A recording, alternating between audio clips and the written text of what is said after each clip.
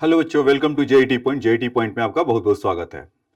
अब तक हम लोग रोटेशनल मोशन के अंदर जितने भी कॉन्सेप्ट होते थे वो सारे कॉन्सेप्ट हमने अब तक पूरा कर लिए और आज का जो क्लास होगा कंक्लूडिंग क्लास होगा कि मतलब जो भी कुछ क्वेश्चंस रह गए हैं किसी भी टॉपिक के या रोलिंग के, अभी जो हम लोग देख रहे थे प्योर रोलिंग और फॉरवर्ड स्लिपिंग और बैकवर्ड स्लिपिंग, टॉर्क से रिलेटेड कुछ क्वेश्चंस या कुछ वैसे मसालेदार क्वेश्चंस की जैसे आता जेई में तो कहीं आता है, लेकिन ये टेस्ट सीरीज वगैरह पर जहाँ कहीं होता है तो वहाँ पर मिल जाता है।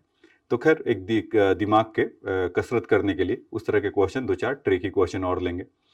तो आ जाइए उस क्वेश्चंस को, जितने भी मसालेदार क्वेश्चंस जो बच गए हैं या रह गए हैं या मतलब कि किसी कोई टॉपिक का रह गया तो उसका इस क्लास लास्ट क्लास के इसमें जो कॉन्सेप्ट सिखाने वाला जो है तो कंक्लूडिंग क्लास होगा क्वेश्चंस के थ्रू। तो आ जाइए एक क्वेश्चन देखते हैं। एक ऐसा है इसमें कि solid sphere is set into the motion on a rough horizontal surface with a linear velocity v in the forward direction and the angular velocity v by r in the anti clockwise direction। तो आपको पता होगा कि अगर कोई चीज अगर आगे मूव करता है तो जनरली वो उसी की डायरेक्शन में मूव करता है। तो यहाँ पर वो क्या बोल रहा है कि एंटी क्लॉकवाइज लेकिन मूव कर रहा है।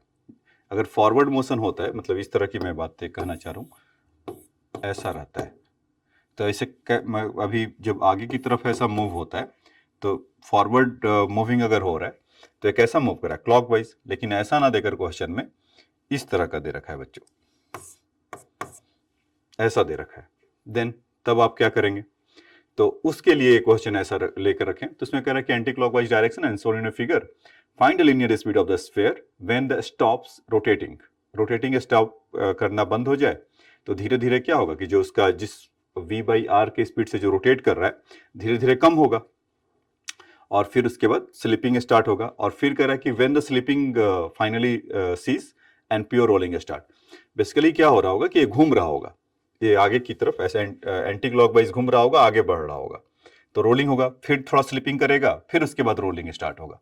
इस तरह का आप इस तरह का गेम मतलब बॉल के साथ देख सकते हैं कि बॉल को अभी एंटी उसमें घुमाकर, जैसे कि स्पिन अगर आप करते हो कभी ऐसा देखिएगा कि सरफेस थोड़ा स्मूथ होना चाहिए उसके लिए, इतना भी नहीं कि वो बिल्कुल ही, लेकिन स्मूथ सरफेस होना ही मुश्किल है।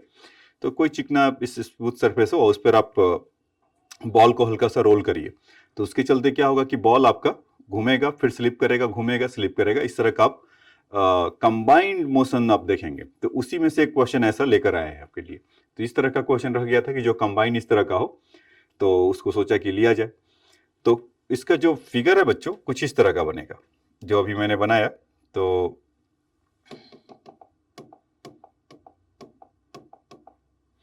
कि ऐसा ये है और यहाँ पर सेंटर है और ये ऐसा घूम रहा है और यहाँ पर फॉरवर्ड स्लिपिंग हो रहा है। ठीक है, तो यहाँ से v बाई ओमेगा का जो वैल्यू है इसका v बाई आर है और यहाँ पर स्लिपिंग, यहाँ पर स्लिपिंग तो नहीं, मतलब कि अभी रोटेशन चल रहा है और थोड़ी देर के बाद उस स्लिप उसका जो रोटेशन करने वाला पार्ट है वो रुक जाएगा और फिर स्लिपिंग स्टार्ट होगा। तो फर्स्ट पार्ट में वही हमसे पूछा गया कि when it stop rotating then what will be the their linear velocity. तो यहाँ से देखें तो फिर कुछ दूसरा फिगर भी फटाफट बना ही लिया जाए। कुछ इस तरह का ऐसा होगा और उसमें आप कह सकते हैं कि आपका उसमें v बाई आर है तो यहाँ पर आप v डैश कह लीजिए या v1 कह लीजिए फर्स्ट टाइम के लिए, कि जब वो उसका रोटेशन अगर स्टॉप हुआ होगा या रोलिंग जब स्टॉप हुआ होगा रोटेटिंग स्टॉप हुआ होगा उस समय का वेलोसिटी बताना है। तो उसके लिए हमारे पास आपको दो कॉन्सेप्ट मैंने सिखाया था उसके करने के लिए, या तो एंगुलर मोमेंटम में चले जाइए वहां से, और नहीं तो आपको इक्वेशन लिखकर या जो इम्पल्स वाला जो था एंगुलर इम्पल्स का कंजर्वेशन कराकर उसके लिए। तो अगर हम उसके लिए अगर देखें तो v वेलोसिटी से ऑब्वियस हो जा रहा होगा, तो सबसे पहले कंजर्वेशन ऑफ मोमेंटम अगर लगाते हैं, कंजर्वेशन ऑफ मोमेंटम ऐसा, और उसमें क्या बोल रखा है ये रफ हॉरिजॉन्टल सरफेस है तो यहाँ पर एक ऐसा होगा, रफ होगा, तो ये फ्रिक्शन सपोज ऐसे लग रहा होगा तो हम सेंटर के अबाउट लें ओ, तो और फ्रिक्शन उसको ही उसका रोटेशन को कम कर रहा होगा और वेलोसिटी जितना है उतना तो कर ही रहा होगा। तो यहाँ से हम लिख सकते हैं क्या कि v m into V minus F into T, impulse यही होगा इसमें, और equal to m into V one. Equation number 1 तो ये फटाफट आपको मिल गया ऐसा, क्योंकि उसको रिटार्ड कर रहा होगा इसलिए नेगेटिव है, और यहाँ पर तो ओमेगा को तो उसको सीज कर ही दे रहा है। तो यहाँ से हम बोल सकते हैं क्या कि इनिशियली जब रोटेट कर रहा होगा angular momentum, conservation of angular momentum about O, इस पॉइंट ओ के अबाउट, तो इसका एंगुलर मोमेंटम लिखेंगे अगर तो कितना हो जाएगा m into V by R, sorry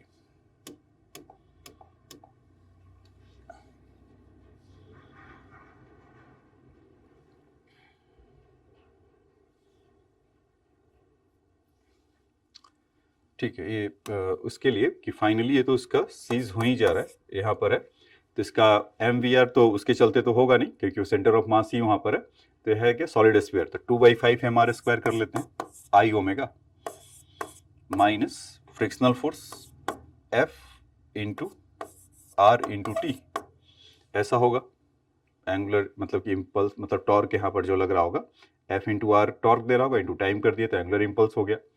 तो वहाँ से हमें जैसे भी आपको चाहिए एफ इंटू टी का अगर रेडीमेड वैल्यू निकालना है तो आप वहाँ से रख सकते हैं, या वहाँ से टाइम का वैल्यू निकाल कर तब आप उसमें पुट कर सकते हैं तो आपका वी आ जाएगा।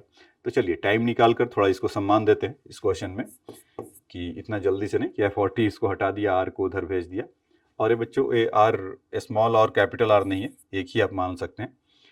तो यहाँ पर टाइम आपको बार बार जानबूझ के निकलवाना चाह रहा हूँ कि आपके दिमाग में बैठा रहे कि हम टाइम भी निकाल सकते हैं और कितने देर के बाद सीज हुआ वो भी बता सकते हैं, और कितना चला वो भी बता सकते हैं, कितना घुमा होगा वो भी बता सकते हैं, सारा कुछ यहाँ से आप निकाल सकते हैं। तो जानबूझकर आपसे टाइम निकलवा रहा हूँ, नहीं तो आप यहाँ से क्या करते आर को कॉमन लेते इन दोनों को कैंसिल करते तो अपने से वो हट जाता और फिर आपका काम बन जाता। एक चीज और था कि 2/5 एम आर स्क्वायर इंटू आई इंटू ओमेगा होता है ना, तो ओमेगा यहाँ पर v बाई आर था तो उसको आप देख सकते थे, तो आर आपका वैसे भी जा रहा था, तो यहाँ से अगर टाइम का वैल्यू अगर देखेंगे तो कितना हो जाएगा बच्चों, ये आर को तो चलिए इस वाले मुहूर्त में तो हटा ही देते हैं क्योंकि एक आर आर वो जीरो की तरफ जाएगा तो हट जाएगा, इसका काम भी नहीं है, तो इसमें आ जाएगा 2m/5 upon frictional force equal to mu M G, M से एम कैंसिल हो गया तो टाइम का वैल्यू कितना हो गया 2/m एंड v भी होगा तो 2v 5 म्यू जी। ये देखिए ये टाइम आ गया ना आपका, यहाँ से अगर निकाले तो इसमें मैं फिर से कर रहा हूँ कि इसको इसीलिए निकलवाया कि अगर आपसे इस क्वेश्चन में अभी तो नहीं रहता, लेकिन जो मैट्रिक्स या पैसेज टाइप के जो क्वेश्चन होते हैं जो मैं बार बार बोलता हूँ कि 3 के गुच्छे में मिल जाए या ऐसा ऐसा, तो उसमें आपको मिल सकता है, तो वो वहाँ पर वो पूछा जा सकता है कि भाई इस टाइम में वो एक डिस्टेंस कितना चला इस तरह का, या कितना एंगल रोटेट किया, तो आपको बताने में वहाँ पर सहूलियत होगा। ठीक है, तो ये तो टाइम आपको मिल गया, अब वहाँ पर उसका वैल्यू पुट कर दिया जाए तो m into V minus F is again mu M G, और टाइम के जगह पे 2v upon 5 mu G equal to m times of v1। इस वाले फर्स्ट इक्वेशन में पुट किया जाए जो इम्पल्स कंजर्वेशन वाले में था, तो म्यू जी आपका कैंसिल हो गया, m भी अगर आप देखेंगे तो कैंसिल हो जाएगा, तो यहाँ से बचा क्या v माइनस 2v/5, तो यहाँ से जो v1 का वैल्यू था वो कुछ आ जाएगा बच्चे इस 3v/5। तो ये बात आपको समझ में आया होगा कि कैसे इसका निकालते हैं। तो सिंपली अपने पुराना मेथड ही उसको लगा के देखे थे, मतलब पुराना ही कॉन्सेप्ट हमारा था, इसमें कोई नया नहीं था, केवल कंजर्वेशन मतलब कि एक तरह का आपको दूसरा टेस्ट आपको मिला। यहाँ पर क्या होता कि फॉरवर्ड हो रहा था और उसी में घूमता था और स्लो डाउन होता था वगैरह वगैरह, लेकिन यहाँ पर एंटी क्लॉकवाइज किया तब वहाँ पर देखिए कि फाइनली इसका स्टॉपिंग सीज हो जा रहा है। यहाँ पर ये वैल्यू कुछ ना कुछ रहता था, अब तक प्योर रोलिंग स्टार्ट होता था, लेकिन इस केस में उसका रोलिंग स्लिप मतलब कि रोलिंग ही रहता था और स्लिपिंग से रोलिंग होता था। यहाँ पर क्या है कि रोलिंग से स्लिपिंग हो रहा है। तो जब वो स्लिप कर रहा होगा थोड़ी देर के बाद से फिर वो वापस पूछ रहा है कि फिर से कब उसका स्लिपिंग फाइनली सीज होगा, तो उस समय का फिर वेलोसिटी बताइए। तो ठीक है, उसको अभी हम लोग कर सकते हैं। तो इसको पहले ये पार्ट को नोट डाउन आपको करना है तो कर लीजिए, फिर उसके दूसरे पार्ट में चलेंगे।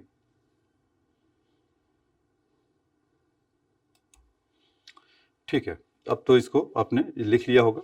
अब आ जाइए इसके सेकंड पार्ट में चलते हैं। अभी अभी इसी पार्ट से वो कनेक्टेड है। अभी जो इसका वेलोसिटी आया 3v5 3v/5। तो जब हम नेक्स्ट बार में इसको अगर देखेंगे यहां से कि ऐसा सर्कल है क्या हमारे पास, है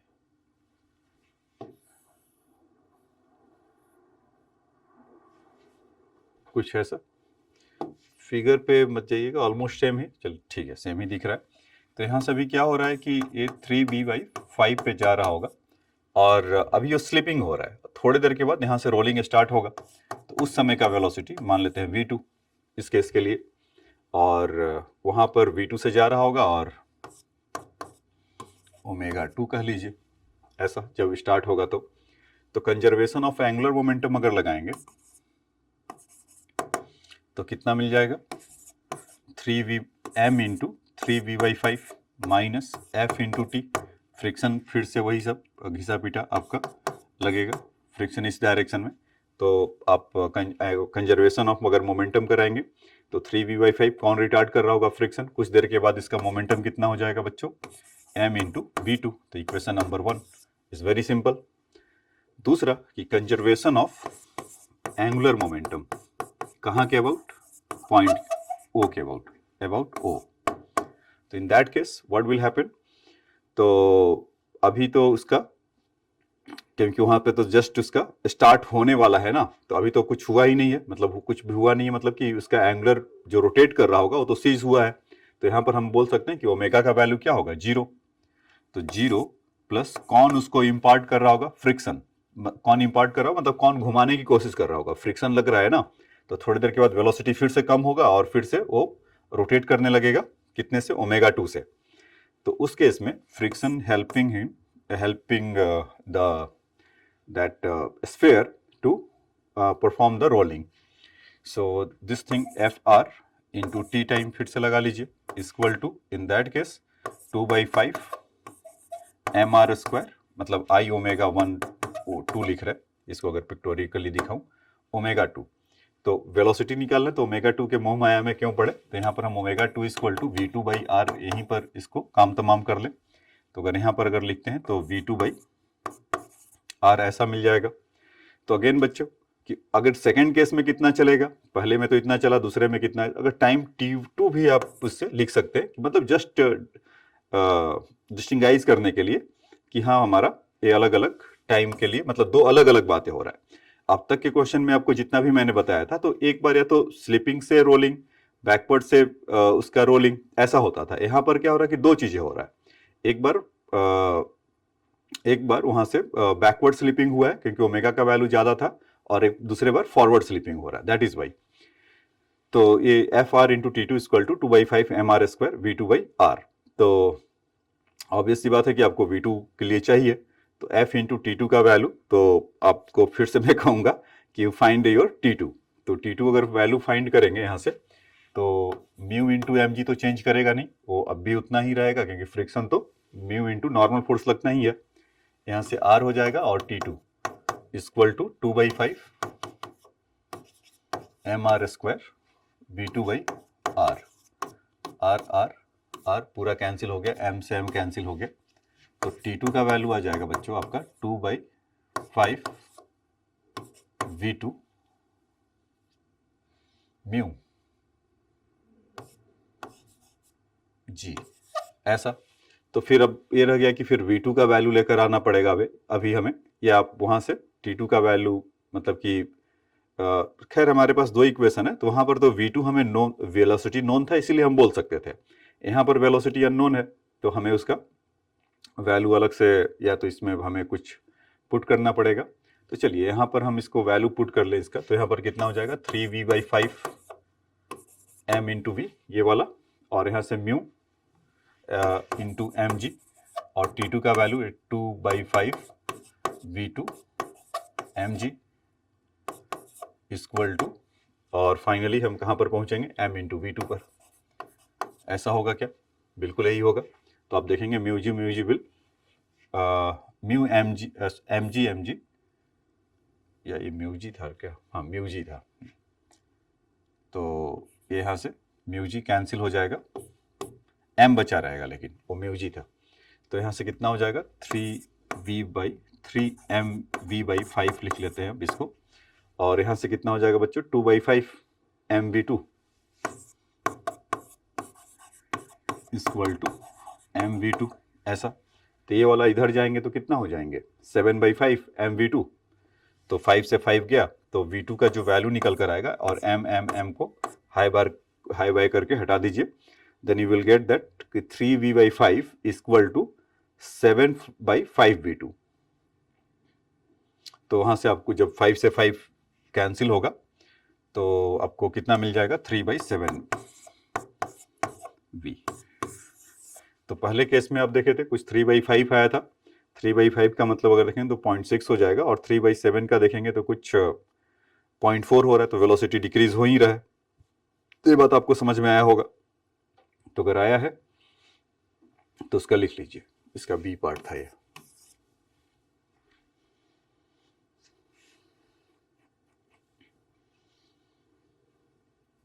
ठीक है, इसको म्यूट वगैरह करके अपना पॉज वगैरह करके देख सकते हैं। हाँ ये देखिए, ये क्वेश्चन कमाल का है। कह रहा है कि circular wooden hook of the mass m and radius R the rest flat on the frictionless surface.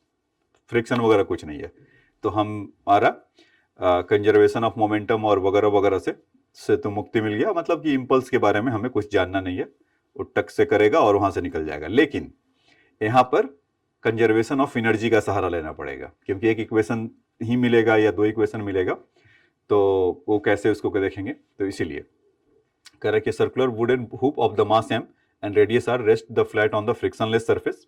A bullet also mass m and moving with the velocity v strike on the hoop and gets embedded in it। अच्छा, तो उसमें क्या हो रहा है कि ये वाला इसके अंदर जाकर ऐसा एम्बेडेड हो गया है इस तरह से। So the thickness of the hoop is the much smaller than R. तो उससे कोई इसके सेंटर ऑफ मास से बेसिकली कहने का मतलब है कि कोई फर्क नहीं पड़ेगा कि find angular velocity with which the system rotate after the bullet strike the hoop. ठीक है, तो देखिए जब वहां पर वो हिट कर रहा होगा तो ये जरूर एक घूमेगा, फ्रिक्शनलेस होगा, और उसी में फ्रिक्शनलेस और एम्बेडेड हो गया है। तो अब किस वेलोसिटी से घूमेगा ये हमें चाहिए। तो दोनों का मास m है, तो पहले तो कॉमन वेलोसिटी देख लें कि अगर कंजर्वेशन ऑफ मोमेंटम अगर करते हैं तो ये तो फटाफट मिल जाएगा ना, m into V equal to m plus m into we centre of mass से जिसको घुमा होगा।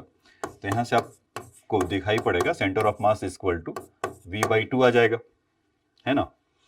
अच्छा, अब इंपॉर्टेंट बात यह है कि ये घूमेगा तो कहां से घूमेगा, ये यहां पर इस तरह के क्वेश्चन में रहता है। जो फ्रिक्शनलेस या जो जाकर एम्बेडेड हो जाते हैं, जहां पर इलास्टिक कोलिजन होता है तो कोई प्रॉब्लम ही नहीं है, ये परफेक्टली इलास्टिक टाइप का हो गया ना, उसी के साथ जाकर एम्बेड कर गया। तो जहां पर इलास्टिक कोलिजन होता है वहां पर कोई प्रॉब्लम नहीं है, वहां पर क्या हुआ कि निकला और छिटक गया, तो वो अपना घूम रहा होगा, उसका जो भी और मतलब कि वो ज्योमेट्रिक है अपने वो सेंटर ऑफ मास के अबाउट घूम रहा होगा। लेकिन इस केस में क्या होगा कि जब उसके साथ एम्बेडेड होगा तो अपने वो अब इसका नया फिर सेंटर ऑफ मास होगा, उसके चलते फिर हमें देख लेना पड़ेगा। तो सबसे पहले इसका देख लेते हैं कि where is the centre of mass. Calculate करते हैं, ऐसा लिख देता हूं क्योंकि वर्टिकल डायरेक्शन में कहीं होगा तो यहीं पर कहीं आएगा, ये हुप है तो यहां पर y सेंटर ऑफ मास अगर इसका देख लें तो उसका m इंटू जीरो ओरिजिन वहीं पे मान लेते हैं, और इस वाले के लिए m into R upon m plus m। तो सेंटर ऑफ मास आपका r/2 मिल जाएगा ये चीज। तो सेंटर ऑफ मास के अबाउट घूम रहा होगा बच्चों, ये बात समझ में आया, ये अपने सेंटर ऑफ मास के अबाउट से घूम रहा है। तो अभी हमें बताना है कि find angular velocity with which the system rotate after the bullet strike the hoop। तो ठीक है, आप कंजर्वेशन ऑफ एंगुलर मोमेंटम भी निकाल सकते हैं या एनर्जी को, काइनेटिक एनर्जी को भी कंजर्व करा सकते हैं। दोनों में से कोई से भी हम मार्ग से जा सकते हैं। तो चलिए अपना कंजर्वेशन ऑफ एंगुलर मोमेंटम, हाँ इसमें आपको और सीखने को भी मिलेगा अबाउट सेंटर ऑफ मास के कर रहे हैं। और सेंटर ऑफ मास का लोकेशन कहाँ है, समवेयर हियर इज 0,r/2 ऐसा। तो इसमें जब अगर बॉल आ रहा होगा m इंटू वी से, तो उसका एंगुलर इसके अबाउट, इस पॉइंट के अबाउट कितना हो जाएगा, यहाँ से m into we into r/2। Initial momentum, angular momentum तो ही है, फ्रिक्शन वगैरह का कोई रोल ही नहीं है क्योंकि कुछ है ही नहीं, स्मूथ सरफेस पर है। इक्वल टू, हाँ ये कमाल का है, जो अब आगे स्टेप लिखेंगे वो कमाल का होगा। क्यों? क्योंकि आपका मोमेंट ऑफ इनर्शिया जो लिखना होगा आई इंटू ओमेगा, तो यहाँ से लिख तो कह तो सकते हैं, लेकिन इस सिस्टम में अगर आप देखेंगे कि ये आई का जो वैल्यू है वो दो तरीके से होगा।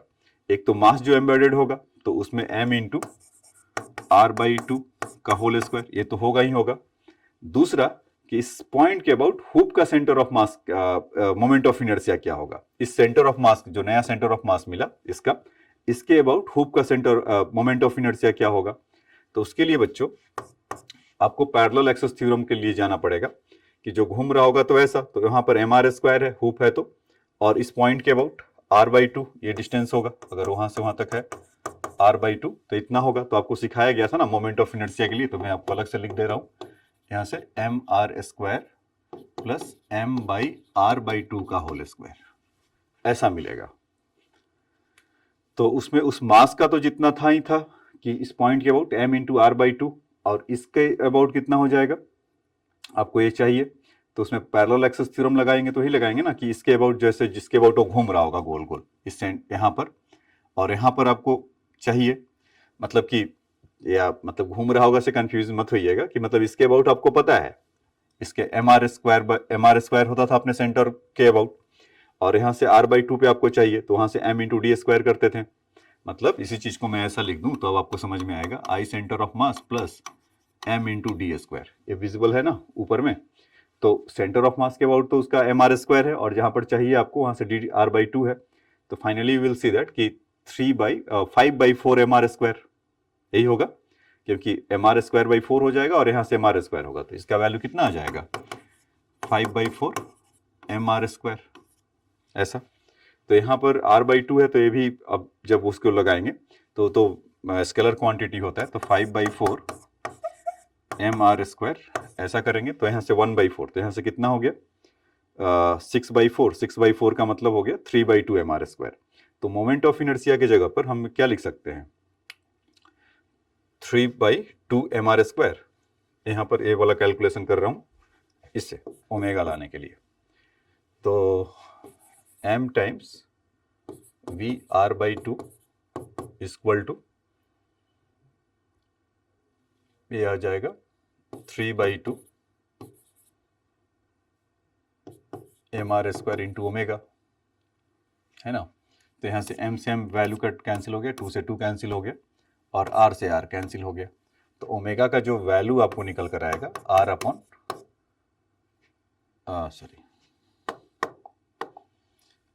v/3r, तो ये वैल्यू होगा। तो आफ्टर मतलब उसमें जो एक बुलेट आ रहा था m से और हुप के साथ एम्बेडेड हो गया, तो किस वेलोसिटी से जाएगा v/3r के से एंगुलर स्पीड से वो घूमने लगेगा, rotate after the bullet strike the hoop about their the centre of मास। तो ये बातें आपने सीखा। तो इसमें दोनों चीजें कंजर्व होगा, मोमेंटम और एंगुलर मोमेंटम। तो इसको आप चाहें तो नोट डाउन कर सकते हैं, ये भी आपका अच्छा क्वेश्चन है।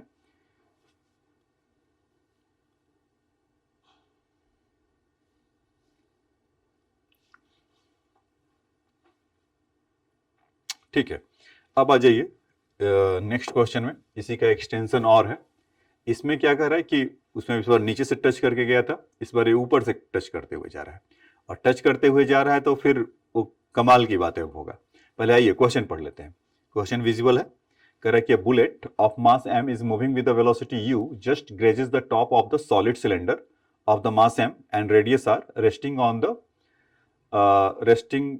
On rough horizontal surface. यहां पर इसको रफ बना दिया, तो रफ बना दिया तो बच्चों फिर क्या होगा, फिर वहां पर सब एंगुलर मोमेंटम की कहानी होगा। तो यहां पर आपको एक नया चीज और सीखने को मिलेगा। एज सोन, मतलब फिगर तो मैं बना दूंगा, assuming that the cylinder rolls without the slipping. तो प्योर रोलिंग हो रहा है, find angular velocity of the cylinder and the final velocity of the bullet. बहुत अच्छी बात है। तो आइए, एक तो यहां पर इस तरह का ऐसा कर ले लेते हैं, और बुलेट यहां से ऐसा चला,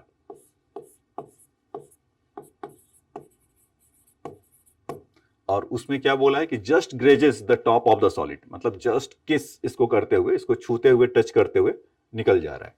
तो यहां से इसको टक्कर मार रहा है ऐसा, और फाइनली, और इस प्रोसेस में ये क्या है कि आप बिफोर कोलिजन कह सकते हैं ऐसा, फिर आफ्टर कोलिजन,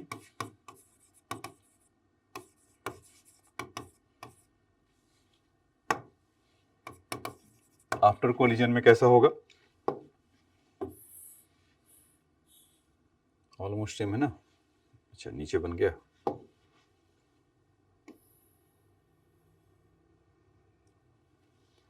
ऐसा थोड़ी देर के बाद ये घूमने लगेंगे अपने, और सेंटर ऑफ मास के अबाउट ही घूमेगा बच्चों। अपना जो सेंटर होगा उसका, उसी के अबाउट घूमेगा सिलेंडर। ठीक। और उसको ऐसा करते हुए जो बुलेट है v वेलोसिटी से निकल गया, ऐसे आया और उसको चला, और इसको ओमेगा से कुछ ना कुछ इसको घुमा दिया होगा। तो ऑब्वियस सी बात है कि उसका वेलोसिटी तो डिक्रीज ही हुआ होगा, कुछ ना कुछ तो मोमेंटम इसको अपना इसके पास भेज दिया होगा। तो मोमेंटम अगर कंजर्व कराएंगे या देखेंगे तो हमें वहां से क्या मिलेगा, और ये ओमेगा से इधर से ऐसे जा रहा है, और इसके लिए कुछ तो वेलोसिटी को देना पड़ेगा नाम, क्योंकि ये फिर आगे भी तो बढ़ रहा है, प्योर रोलिंग हो रहा है जैसा बोल रखा है। तो इसको वी डैश मान लीजिए, ऐसा कह सकते हैं क्या। तो कह रहे ठीक है। तो हम अगर अगर मोमेंटम अगर कंजर्व कराएं तो m into you, conservation of momentum अगर देखें तो, अगर फर्स्ट स्टेप में ऐसा जो हम करते हैं तो m इंटू यू यही होगा, ठीक, equal to m into v plus capital M into v dash, ऐसा आएगा क्या। ठीक। तो ये कंजर्वेशन ऑफ मोमेंटम से आ गया। अब दूसरा अगर देखते हैं कि कंजर्वेशन ऑफ एंगुलर मोमेंटम, हाँ, कंजर्वेशन ऑफ एंगुलर मोमेंटम देखना वो आपको खास बात होगा। क्यों? क्योंकि उस पर जो फोर्स एक तरह से लगाया तो उसके चलते वहां पर एक इम्पल्स भी क्रिएट होगा ही होगा उस पॉइंट पर, जो टॉप मोस्ट पॉइंट है वहां पर जो टक्कर मार रहा होगा। तो हम ऐसा सोच लें कि यहाँ पर जैसे ऐसा टक्कर जब हुआ होगा, मतलब जो कोलिजन हुआ होगा, तो इसी पॉइंट के अबाउट, मतलब कुछ ना कुछ तो इसको इम्पल्स जड़ा ही होगा ना, तो नॉर्मल फोर्स में या कुछ ना कुछ इफेक्ट हुआ होगा। तो हम इसी पॉइंट के अबाउट ऐसा घूमता हुआ मान लें क्या, तो उससे क्या होगा कि ये पॉइंट, मतलब इंस्टेंटेनियसली उस समय तो रेस्ट पर होगा, लेकिन जब लगा होगा तो सबसे पहले ये मूव किया होगा। तो इसी पॉइंट ओ के अबाउट, मैं इसी की बात कर रहा था कि आपको एक अलग चीज देखने को मिलेगा। तो सेकंड में अगर आप कंजर्वेशन ऑफ एंगुलर मोमेंटम इस पॉइंट के ओ कर दे, अबाउट ओ कर दे, तो अब उसका मोमेंटम अगर देखेंगे तो कितना हो जाएगा, यहां से m into u into 2r, ऐसा इनिशियल यही होगा। और फाइनली थोड़ी देर के बाद उसमें उसका तो वहीं से पास हो रहा है, m इंटू वी वाला तो शून्य हो जाएगा, और दूसरा वाला आपका आई ओमेगा, क्योंकि उसका ओमेगा से उसमें जा रहा है, और ये है क्या, सिलेंडर, तो वहां से आपको मिल जाएगा mr²/2। लेकिन उस पॉइंट के अबाउट और चाहिए होगा, तो उस पॉइंट के अबाउट और चाहिए होगा, तो उसमें एम यू इस ओ के अबाउट अगर ले रहे हैं तो एम यू इंटू 2r, तो ये वाला भी अभी इसका शून्य नहीं होगा, क्योंकि यहां से इसका डिस्टेंस कितना है 2r, तो वो v जो जा भी रहा होगा तो इसमें भी क्या लिख सकते हैं, एम वी इंटू 2r, ऐसा, प्लस आई ओमेगा, ऐसा। अगर फिगर नहीं है तो इसको इधर लिख लीजिए,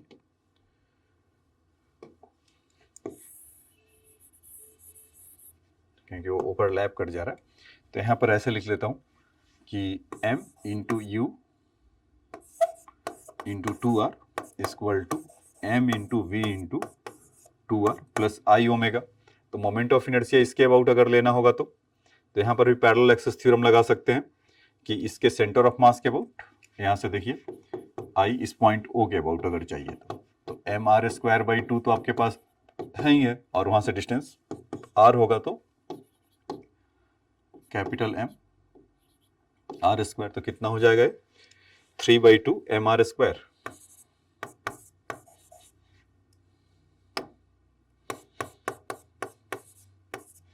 ऐसा, और ओमेगा, तो ओमेगा की जगह पे हम वी डैश बाई आर कह लें, या पहले चलो ओमेगा ही निकाल कर दे दिया जाए क्या,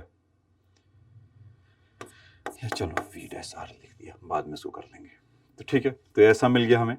तो हमें जो वी डैश का वैल्यू निकालना है यहाँ से, तो कुछ बन सकता है क्या कहानी, आर आर यहाँ से ये आ रहा है, तो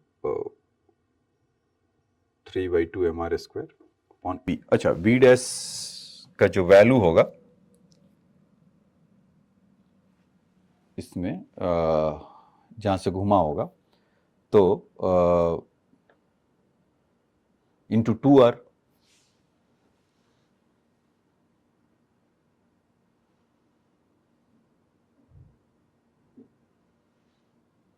इसका यहाँ पर जो वी डैश का जो मतलब कि ओमेगा का जो वैल्यू लिए, तो इस पॉइंट के अबाउट जब घुमा होगा तो यहाँ तो रेडियस उसमें 2r में घूम रहे।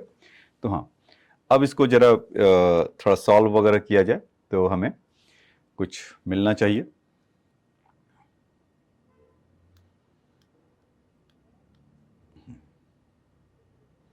तो देखिए यहाँ से क्या मिल जाएगा, सबसे पहले तो आपको m तो कैंसिल होगा नहीं, और r का जहाँ तक सवाल है तो r तो कैंसिल होते हुए एक दिख रहा है और ये पूरा कैंसिल हो जा रहा है।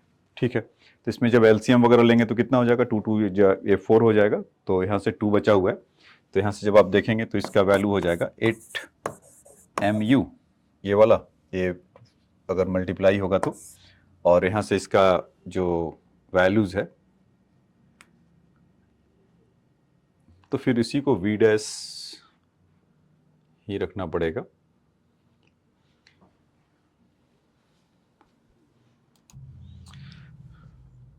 ठीक है, इसमें एक टेक्निकल फ्लॉ ये आया कि इसमें जो हमने वी डैश इसको वहां पर सेंटर ऑफ मास के लिए बोल दिया था, और वहां से उसका है, ऐसा नहीं कि वो आएगा नहीं, मिल जाएगा, लेकिन जब हम इसके अबाउट ओ के लिए कर रहे हैं तो फिर तो दो दो वेलोसिटी के लिए फिर हमें करना पड़ेगा ना, तो इसको हम छोड़ देते हैं वी डैश के लिए, हम केवल इसी को मानते हैं, क्योंकि इसके अबाउट अगर घूम रहा होगा तो वी वेलोसिटी होगा, तो उसी का जो वी डैश का जो वैल्यू है इसको आप यहाँ से हटा दीजिए, कि मतलब जो वी हम कर रहे हैं उसी से आपका एक काम बन जाएगा, ये ऐसा हो जाएगा।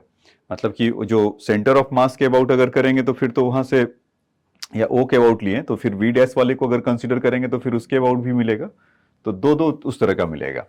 तो हम उसी का अगर ओ के अबाउट कर रहे हैं तो ये भी घुमा होगा उसी से, जब वो ग्रेस करते हुए गया है तो वी वेलोसिटी से उसको वहां से मिलेगा। तो जब आप इसको कैलकुलेट करेंगे तो 8mu तो होगा ही होगा, और बाकी का ये दोनों v अब सेम होंगे, तो ये कितना होगा 4m प्लस 3 कैपिटल M, ऐसा मिलेगा, और इक्वल टू v आ जाएगा। ये तो लीनियर वेलोसिटी जो पूछा था हमसे कि बताइए कि final velocity of the bullet, तो final velocity of the bullet ही चाहिए था v, तो चलिए v निकल कर आ गया, ये कि v वेलोसिटी किससे गया, और एक घुमा किससे है तो वो हम निकाल सकते हैं क्योंकि वो कंप्लीट उसमें है। तो वहां पर ध्यान रखिएगा कि v equal to omega into 2r होगा, ये जो हमने पीछे भी अभी जो लिया हुआ था, तो v equal to omega into 2r, तो ओमेगा इक्वल टू कितना हो जाएगा v बाई 2r, तो इन दैट केस उसमें 8mu है अपॉन यहाँ से 4m प्लस 3 कैपिटल M, ऐसा v की जगह पर, और यहाँ पर 2r कर दें तो कितना हो जाएगा 4mu upon r 4m plus 3m, इतने से और रोटेट करेगा। तो ये चीज़ आपको आया होगा, तो इसको चाहें तो आप यहाँ से नोट डाउन कर सकते हैं बिफोर कोलिजन और आफ्टर कोलिजन के बाद।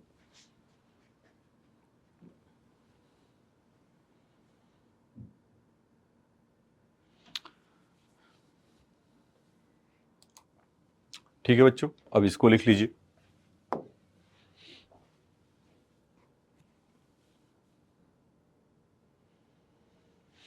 ठीक है, अब आ जाते हैं नेक्स्ट क्वेश्चन में।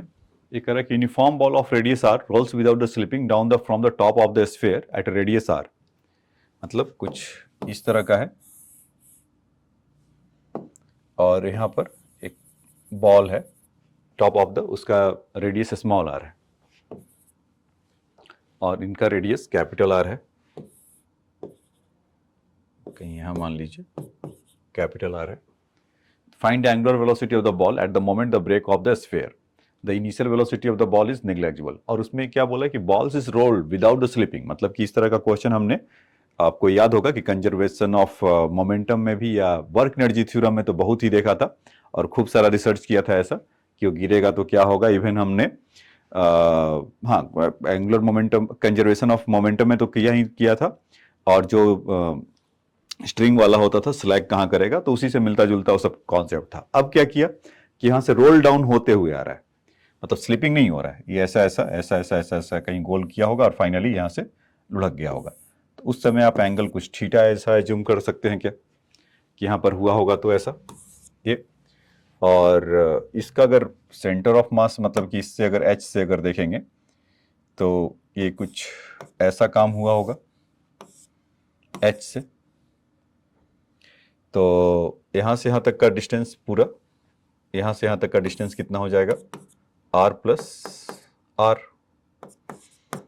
यही होगा। तो इसमें अगर फिर हमसे क्या पूछा जा रहा है कि the initial velocity of ball is negligible, the find angular velocity of the ball when the moment, जब यहाँ से स्लिप कर रहा होगा तब क्या हुआ होगा। तो अगर हम उससे देखा जाए, लॉज ऑफ मोशन से हमें जो जानकारी मिलता है वो तो उसको तो कैश कराएंगे ही कराएंगे, क्योंकि एम जी ऐसे मिलता था और यहाँ से इसी के लाइन के लॉन्ग ये थीटा तो ये भी theta, m g cos theta, और यहाँ से नॉर्मल फोर्स ऐसा।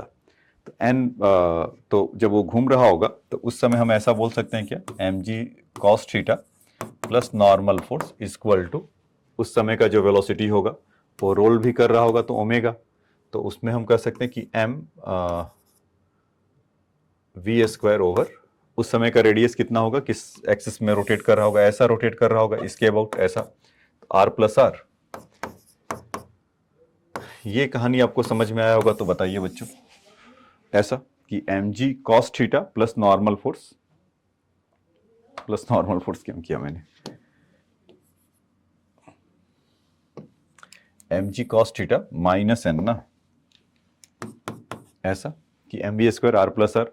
तो व्हेन द मोमेंट जब ब्रेक ऑफ हो रहा होगा तो ये तो वैल्यू जीरो हो गया, तो यहां से तो हम m g cos theta equal to m v square over r plus small r, ये चीज तो हम फटाफट ले ही सकते हैं।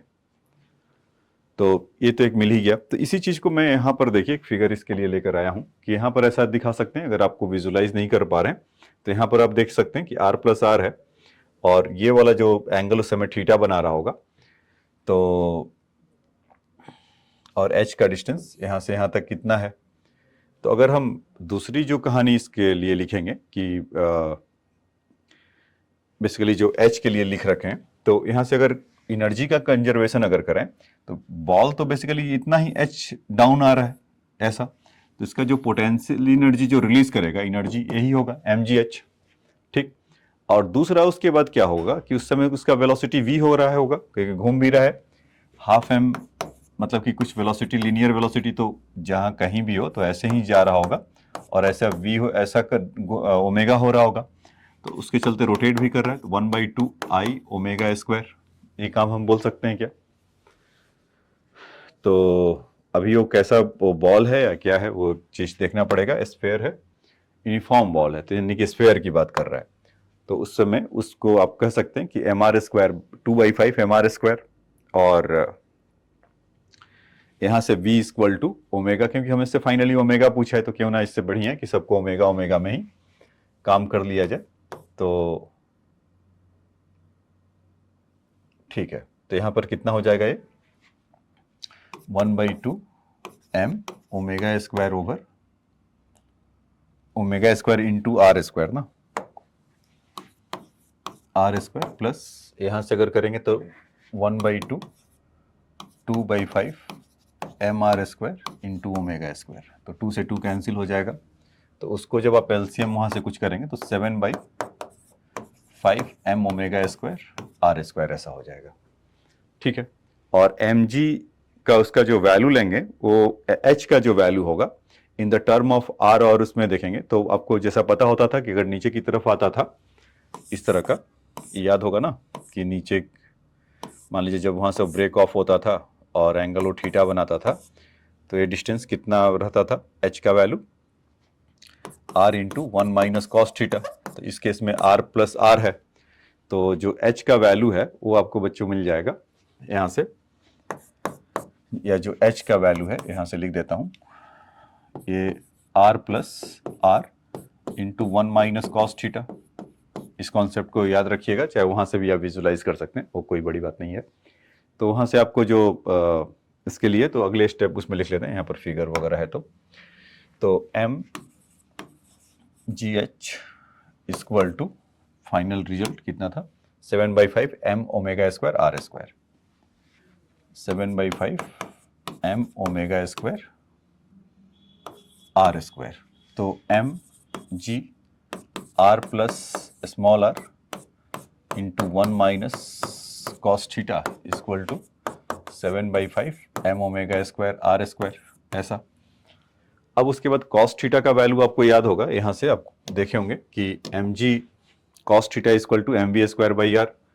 तो आपको जैसे लिखना हो, अगर mg के टर्म में लिखना है या कॉस थीटा का वैल्यू लिखना है तो आप लिख सकते हैं।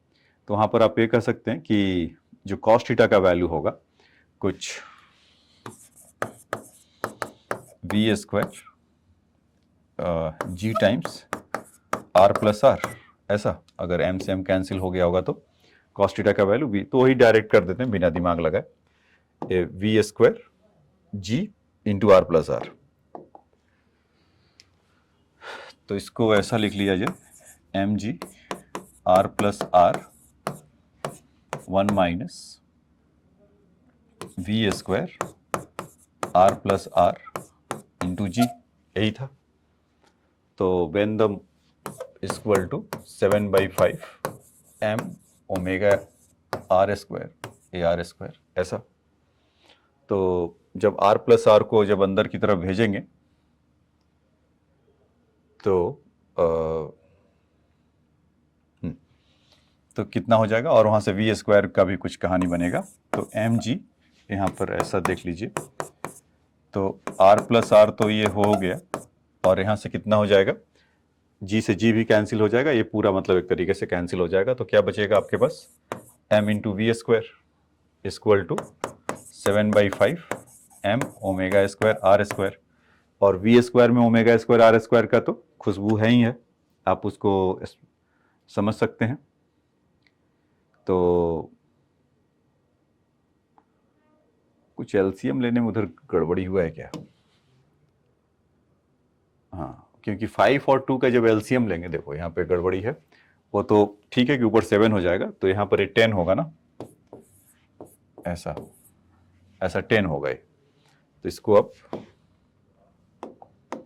7/10 लिख सकते हैं, 7/10 लिख सकते हैं, 7/10 लिख सकते हैं। तो जो हाँ, अब इधर देखिए कि इसका अगर नेक्स्ट स्टेप में क्या हो रहा होगा, mg r plus small r equal to, और v equal to omega, v अगर प्योर रोलिंग इस मोमेंट पर हो रहा होगा तो ओमेगा इंटू r हो रहा होगा, तो m ओमेगा स्क्वायर r² तो होगा ही होगा, और ये जाकर ऐड होगा तो 1 प्लस 7/10 और m into omega square r², ऐसा होगा। तो m से m आपका, ये तो पहले ही आप हटा सकते थे, कैंसिल हो जाएगा, और यहाँ से कितना हो जाएगा 17/10। तो जब इसको आप यहाँ से लिखेंगे तो 10 times of 10/17 g r plus small r by r² का अंडर रूट इज आपका ओमेगा जाएगा। इसको अगर सॉल्व करके लिखेंगे पूरा तो उतना ही मिलेगा। तो ये बात समझ में आया कि अगर इस तरह का ब्रेक ऑफ वाला भी होगा, तो अगर आपका बेसिक क्लियर है उधर का, मतलब कि रोटेशनल मोशन का, तो जब वहाँ का ब्रेक ऑफ होता है तो नॉर्मल फोर्स हमें पता होता है ना कि 0 हो जाता है, कांटेक्ट छूट जाता है। तो ये चीज़ जब नॉर्मल फोर्स का वैल्यू 0 हो जाता है कि जब ब्रेक ऑफ होता है, तो वहाँ से वो सोचे कि mg cos theta equal to mv² upon r plus r, क्योंकि उस रेडियस में घूम रहा होगा। एनर्जी कंजर्वेशन वाले का जुगाड़ लगा कर लेकर आए और हमारा काम बन गया। ठीक है बच्चों, तो इसको पहले तो इसको आप लिख लीजिए।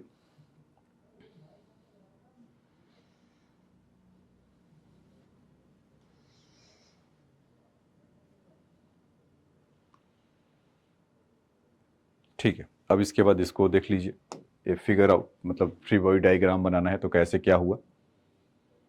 7/10 था वो, वहाँ पर एलसीएम लेना चाहिए था 7/10, 1/2 और 1/5 का। ठीक है, और फाइनली इस कैलकुलेशन को लिख लीजिए।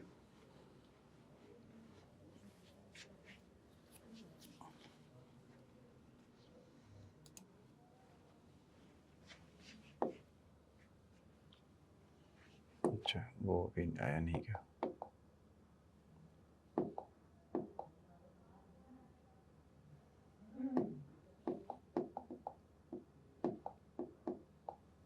ठीक है, एक क्वेश्चन इसमें था मंकी वाला, वो लगता है अभी आया नहीं।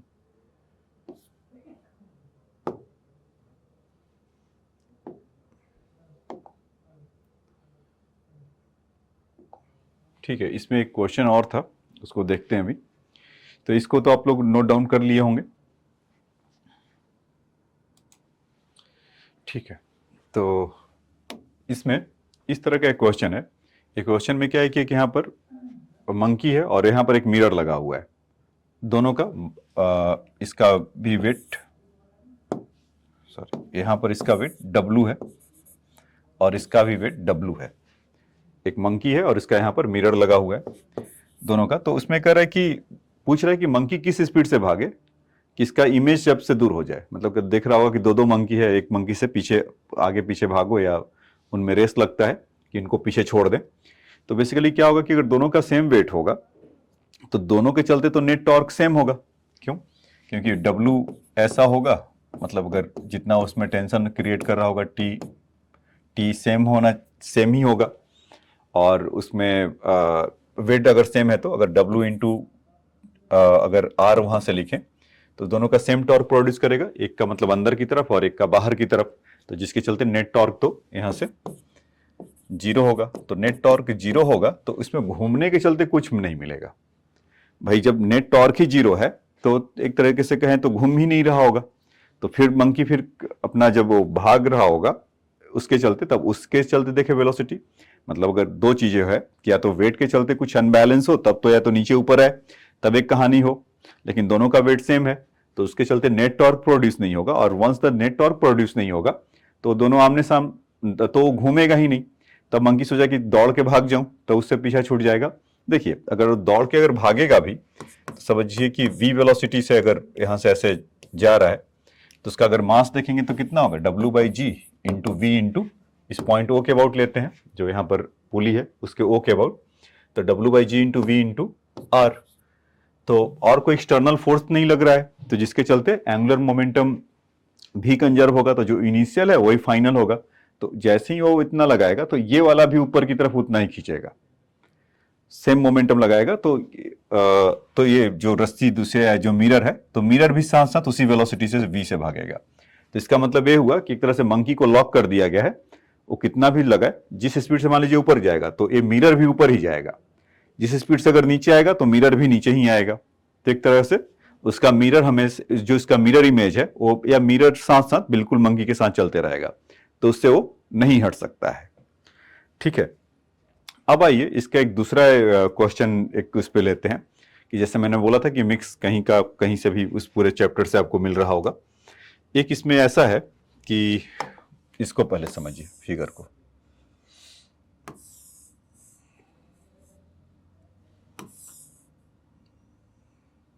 फिगर नीचे की तरफ तो नहीं आ रहा है, दिक्कत इसमें स्केल्ड नहीं है, तो क्योंकि हमें बार बार, चलिए इस तरह का कुछ थोड़ा सा देखिए ऐसा।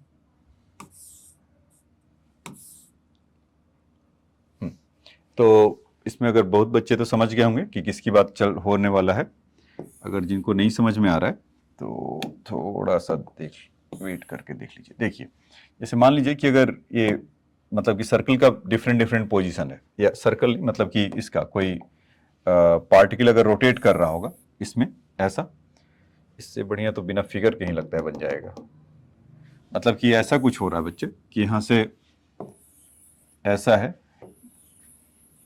ऐसा है, फिर ऐसा है, फिर ऐसा है, फिर ऐसा है। लास्ट वाला थोड़ा बड़ा बन गया, ऐसा है। मतलब कि कोई अगर एक चक्कर लगा रहा होगा, मतलब मान लीजिए कि आपको वो स्लीपिंग वाली कहानी बताता था ना कि यहां से यहां तक है, तो यहां से यहां तक तो ठीक है, 2πr अगर होता है, प्योर रोलिंग होता था तो यही बात होता था।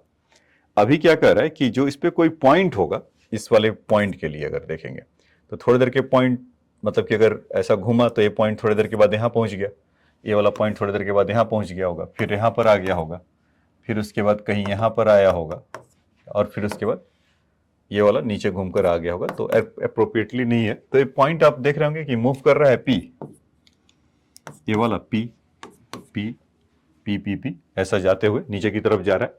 तो कब कह रहा है कि वो कितना चला होगा पॉइंट, समझ में आया? तो वो आप कहेंगे 2πr नहीं, जब आप इससे अगर देखेंगे तो ऐसा सारा दूरी करते हुए चला होगा।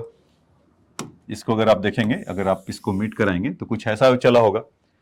तो वो कितना डिस्टेंस चला है अपने एक रिवॉल्यूशन में, तो इसका तो आंसर ऐसे आपको मैं बता दूं कि 8r आता है इसमें। अब ये आता कैसे है, तो आइए उसको समझते हैं कि किसी पॉइंट पर अगर होगा तो क्या होगा। तो पहले तो फिगर अपना तसल्ली से बना लीजिए और उसको समझ लीजिए कि ये हुआ कैसे। मतलब क्या है कि अगर कोई रोटेशनल मतलब कोई रिंग टाइप का ही मान लीजिए, और रिंग पे कोई पॉइंट है पी, और वो घूमते हुए देख रहा होगा, तो वो कितना डिस्टेंस ट्रेवल करेगा, ये वाला ऐसा। तो वो डिस्टेंस जो ट्रेवल करेगा कुछ 8r के इक्वल होगा। लेकिन एक रिवॉल्यूशन में जैसे पॉइंट, मतलब यहां से अगर दिखा जाए डिस्प्लेसमेंट, ट्रांसलेशनल मोशन अगर देखेंगे तो 2πr होगा। लेकिन जो फ्लाइट जो भरा हुआ है, जो घूम रहा होगा, वो वहां से 8r आएगा। ठीक है। तो इसमें अगर देखा जाए कि अगर सेंटर ऑफ मास अगर प्योर रोलिंग है तो सब सारे पॉइंट तो उसी से रोटेट मूव कर रहेंगे। इस पॉइंट पी पे भी अगर आप देखेंगे तो भी उतने से ही मूव कर रहा होगा वी से, क्योंकि सिंस प्योर रोलिंग है जो सेंटर ऑफ मास उसका मूव कर रहा होगा। तो किसी पॉइंट से वो एंगल अगर उस समय का थीटा अगर बना रहा होगा, मतलब उसका अगर सिंपल अगर आप देखिए ऐसा पॉइंट पी हो और वो एंगल वहां से कुछ थीटा ऐसा बना रहा है, और ये वाला एंगल मान लीजिए कि कुछ अल्फा है, तो यहां से हम थीटा इक्वल टू क्या बोल सकते हैं, क्योंकि वो पार्टिकल तो पी, तो आप पोस्ट से देखेंगे तो कुछ ऐसा होगा, और ये वाला कुछ नीचे की तरफ ऐसा बनेगा, या सॉरी ये ऐसा बनेगा, आगे की तरफ देखेंगे तो अल्फा ही होगा। तो अल्फा इक्वल टू हम यहां से क्या बोल सकते हैं, 180 माइनस थीटा, यही ना? या दूसरी भाषा में थीटा इक्वल टू क्या बोल सकते हैं,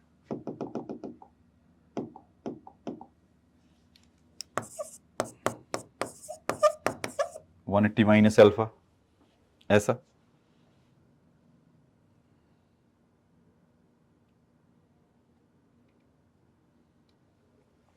ठीक। तो इसमें अभी यहां से जो निकाल कर लेकर आए कि उसका जो वैल्यू है, सपोज अगर थीटा के लिए देखें तो इसका रिजल्टेंट वेलोसिटी अगर देखेंगे तो क्या होता था, जैसे कि ये v से इधर जा रहा है और v से इधर जा रहा है, इन दोनों के बीच का एंगल अगर कुछ अल्फा है, तो अभी थीटा से उसको सॉल्व कर लेते हैं कि दोनों के बीच का एंगल उस समय थीटा अगर बना रहा होगा तो v square plus 2v square cos theta, ऐसा दोनों का एंगल ऐसा ही रहता था, और स्क्वायर। तो यहां से जब आप सॉल्व करेंगे तो कितना हो जाएगा, 2v square plus 2v square cos theta, और 2v स्क्वायर को कॉमन लेंगे तो 1 प्लस कॉस थीटा होगा क्या, और 1 प्लस कॉस थीटा का एंगल ऑफ हाफ में कितना हो जाएगा value, 2 cos square theta by 2,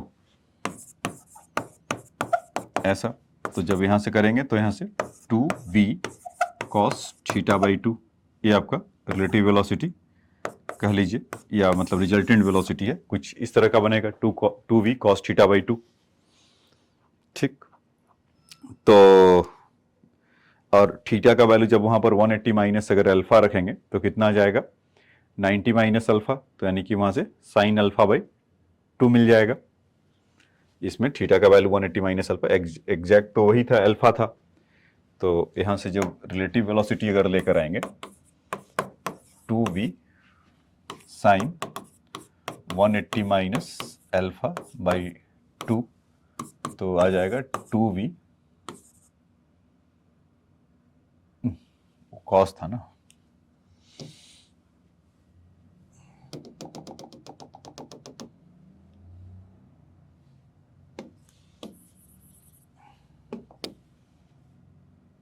cos 180 minus alpha by 2। तो यहां से आप देखेंगे 2v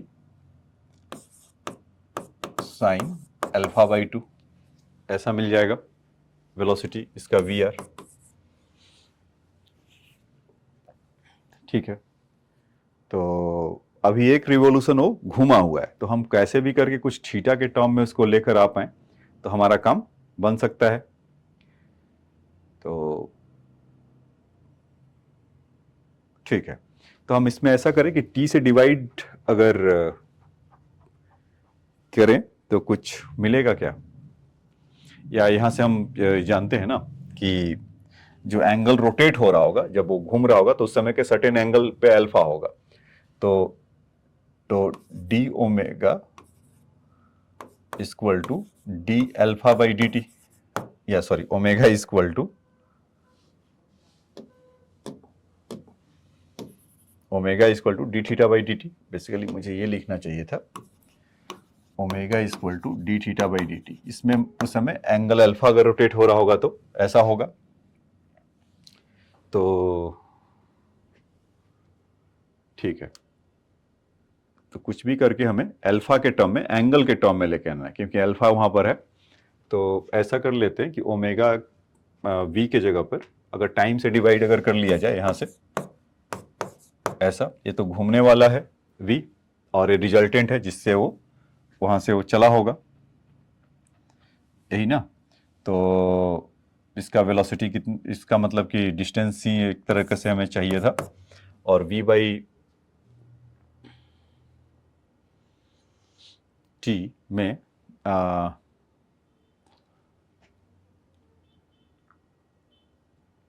उस dt के लिए लेकर आना है ना। तो यहां पर dt हो गया, और यहां पर आप चाहें तो r और r का एक और मल्टीप्लाई कर सकते हैं। तो v बाई आर का वैल्यू कितना हो जाएगा ओमेगा,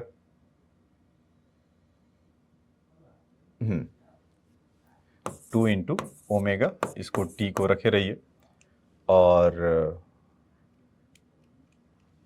फिर उसके बाद तो इतना मुझे करने की जरूरत ही नहीं था। v बाई टी तो उसको dx बाई डी टी करता तो अपने आप वो dt चला जाता, और फिर बाकी का वो कहानी भी हमें आसानी से निकल कर आ जाता। देखिए, इससे बढ़िया है कि इसमें जाने से अच्छा है कि कंफ्यूजन हो। देखिए, इसको हम ऐसा कर सकते हैं कि dx बाई डी टी है, तो 2v के जगह पर हम ओमेगा डायरेक्ट लिख सकते थे ना।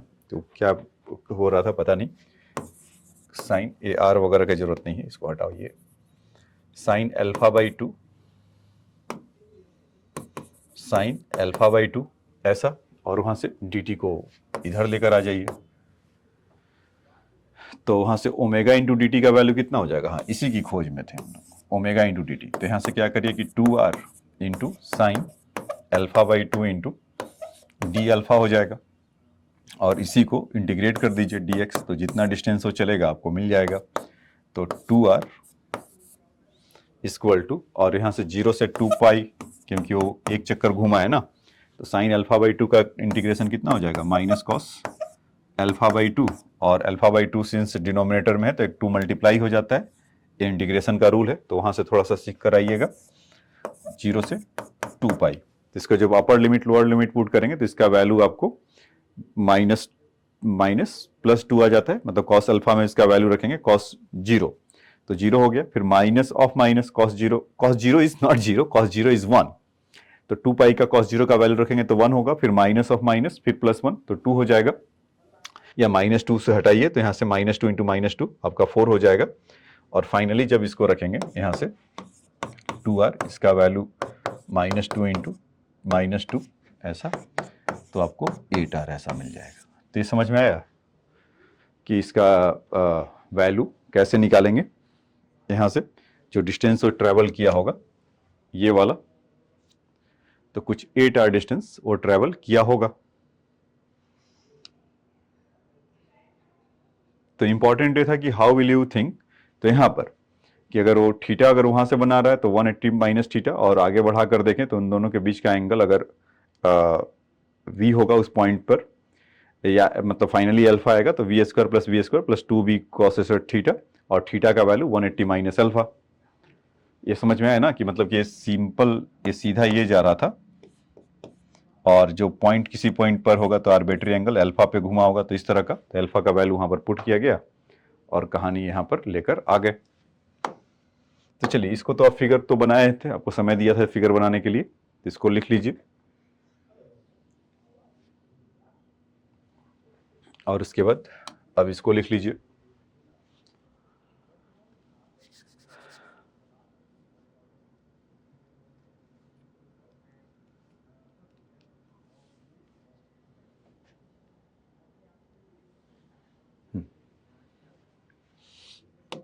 ठीक है, इस क्वेश्चन में देखिए कह रहा है कि thin uniform rod of length L is initially at rest with respect to and the internal frame of reference. The rod is tapped at one end and perpendicular to its length. How far the center of mass translate while the rod is the complete one revolution about its the center of mass. Neglect the gravitational effect. जैसे gravitational effect नहीं है कह रहा बच्चों, मतलब mg वगैरह का role नहीं है, और यहाँ पर ऐसे रॉड था और इसका ये सेंटर है, और हल्का से यहाँ से टैप कर रहा है और उसके चलते घूमा,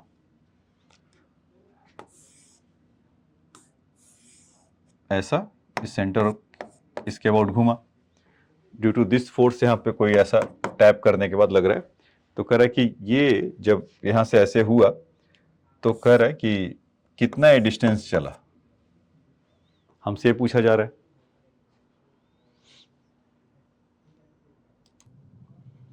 ठीक है, तो इसमें देखिए कि थिन यूनिफॉर्म रॉड के लिए ऐसा तो मतलब किया कि वहां पर टैप किया तो कुछ देर के बाद ऐसा उसमें रोटेशन हुआ, तो ये चला होगा सी, यही ना, और उसके बाद घुमा होगा। तो अगर हम अपना पुराना कॉन्सेप्ट समझे कि थोड़े टाइम के लिए जितने के लिए ही लगा होगा, अगर मोमेंटम को कंजर्व करवाएं, कंजर्वेशन ऑफ मोमेंटम, तो पहले तो कुछ नहीं है, 0 plus F into D T, उसके चलते एम इंटू ऐसा वीसी ऐसा हो रहा होगा, फिर conservation of angular momentum about O, इस पॉइंट ओ के अबाउट अगर लेते हैं तो उस केस में क्या होगा, एफ इंटू डी टी, तो टॉर्क हो गया होगा, सॉरी इम्पल्स है, एंगुलर इम्पल्स है, तो एंगुलर इम्पल्स कितना हो जाएगा, डिस्टेंस इस पे L/2, मतलब यहाँ से यहाँ तक, ठीक इसके सेंटर ऑफ मास के अबाउट ओ के अबाउट ले रहे हैं, तो L/2, और यहाँ से आई ओमेगा, तो कितना हो जाएगा, m l square by 12 into omega ऐसा।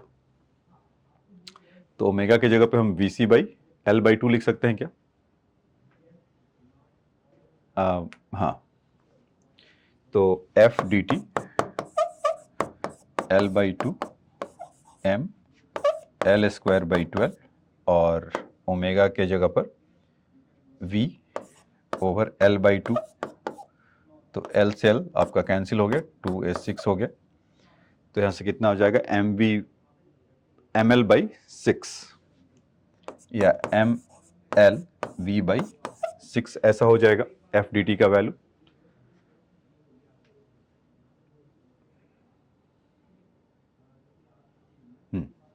तो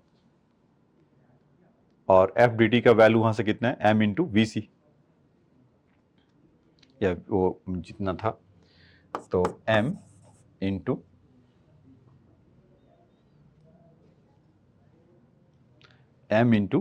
यहाँ से v इंटू सी ले लेंगे और इंटू यहाँ से L/2 अगर कर लेते हैं तो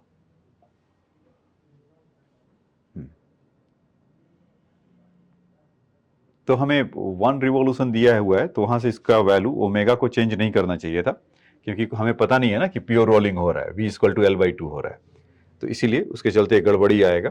तो यहाँ पर ऐसा कर लेते हैं कि जो ये लिखा हुआ है, तो एजम्पशन में ऐसा देख लीजिए, क्योंकि जब वो आ रहा होगा, जब यहाँ से इस तरह का कि ओमेगा प्योर रोलिंग नहीं, ये तो हम कह नहीं सकते ना कि v centre of mass into this thing जिस रेडियस में जा रहा है, तो ओमेगा को ओमेगा छोड़ दीजिए, क्योंकि उसके लिए 1 रिवॉल्यूशन वो बोल रखा है, तो उसका ट्रीटमेंट अलग से देंगे। तो यहाँ से mL²/12 इंटू ओमेगा ही छोड़ दीजिए और इसको ही 6 ले लीजिए, L से L इसको हटा दीजिए, तो f dt का वैल्यू कितना हो जाएगा, m ओमेगा L/6, और f dt की जगह पर इसको रख लिया जाए यहाँ पर m into we centre of mass, और यहाँ से m ओमेगा L/6, तो m से m तो कैंसिल हो गया ऐसा, तो ठीक है। और वहाँ से अगर ऐसा होने में कुछ t टाइम लगा होगा, तो हम ऐसा बोल सकते हैं क्या कि डिस्टेंस कितना चला होगा, तो कुछ x c इंटू टी चला होगा, तो यहाँ पर हम लिख लें x c इंटू टी, और ओमेगा कितना से रोटेट हुआ है, तब तक वो पूरा घूम गया है, यहाँ से पूरा टर्न अबाउट कर गया, या घूमकर ऐसा एक रिवॉल्यूशन कुछ फिर से वापस आ गया। तो यहाँ से हम कह सकते हैं कि 2 पाई इंटू टी लगा होगा, ओमेगा इक्वल टू कितना होता है, theta into t, sorry theta into t नहीं बच्चे, इस omega equal to theta equal to omega t, तो ओमेगा इक्वल टू कितना हो जाएगा, थीटा बाई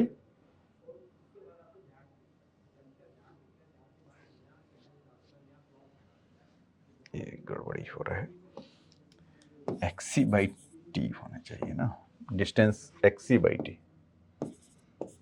टी, तो वी सी बाई टी ऐसा हो जाएगा, और ओमेगा की जगह पे कितना लिख सकते हैं, थीटा बाई टी, और यहाँ से L/6 ऐसा, तो टी से टी आपका कैंसिल हो गया, और एक्स सी का जो वैल्यू होगा 2 पाई L/6, तो यहाँ से देखेंगे तो पाई L/3, जो उसका सेंड वो कितना है, उसमें डिस्टेंस क्या होगा, तो इतना।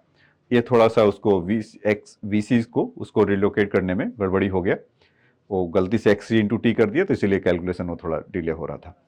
तो v c equal to x c by t हुआ और थीटा बाई टी, तो जिसका जब वैल्यू पुट करेंगे तो आपका आराम से यहाँ से निकल कर आ जाएगा। तो कितना डिस्टेंस चलेगा, पाई L/3।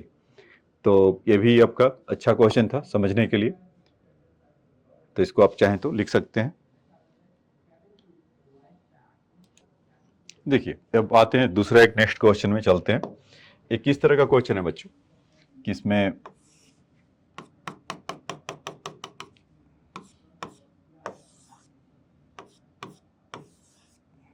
इस तरह से एक मास ले लीजिए m1 और एक मास ले लीजिए m2,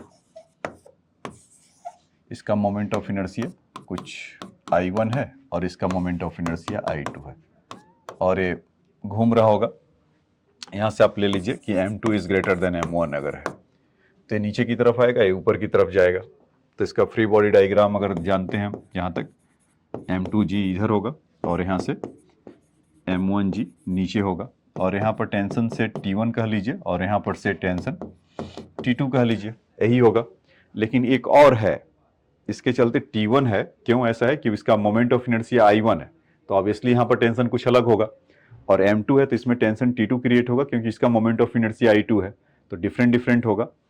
स्ट्रिंग में यहाँ पर जो कहानी हो रहा है, तो यहाँ पर भी एक T3 और ऐसा T3 होगा, क्यों कि जब तक वो अनइक्वल नहीं होगा, मतलब टेंशन अगर वो दोनों ये T1 है तो यहाँ पर हम T1 नहीं कर सकते, जैसा कि आपको बताया है कि जब तक वो नेट टॉर्क नहीं होगा तब तक ये घूमेगा नहीं, और जब तक वो घूमेगा नहीं तो फिर वो चलेगा, मतलब ऐसा मूव नहीं करेगा।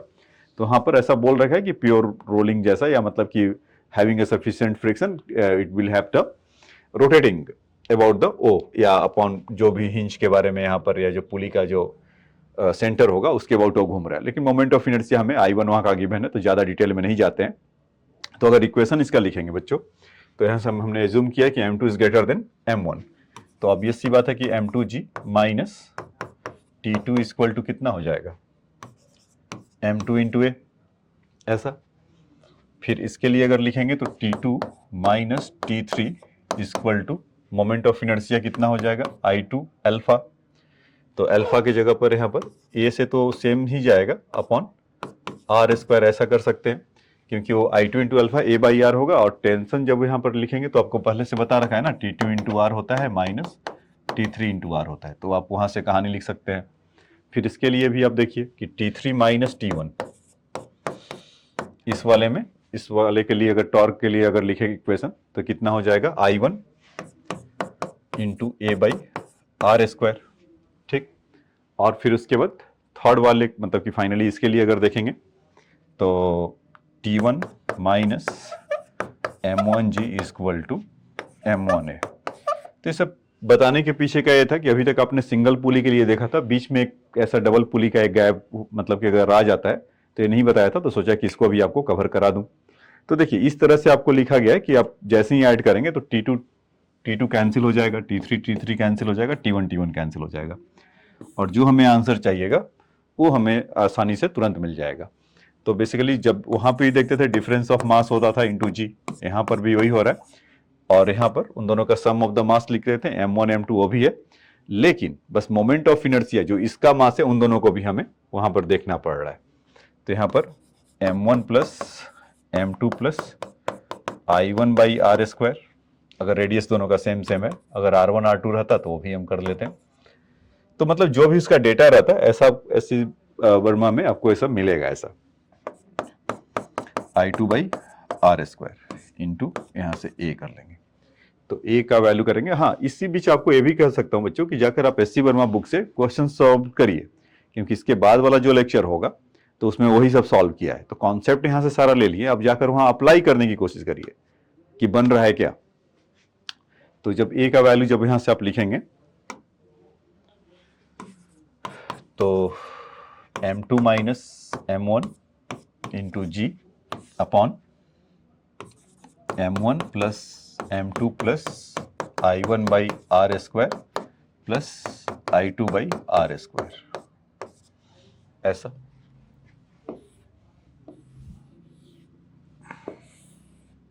ये मिलेगा एक्सेलरेशन। तो ये बात समझ में आपको आया होगा, अगर समझ में आया तो इसको फटाफट लिख सकते हैं।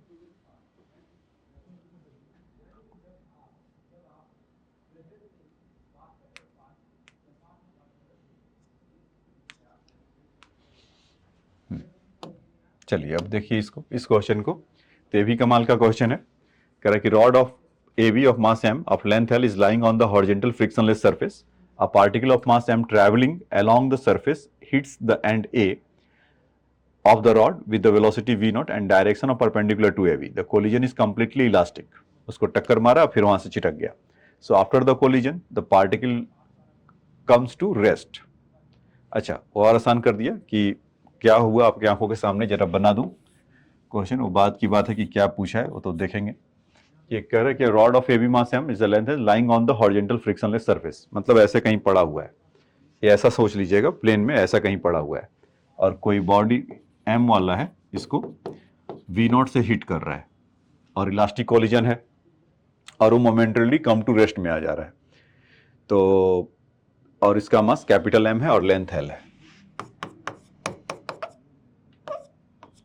L ऐसा, इस तरह का।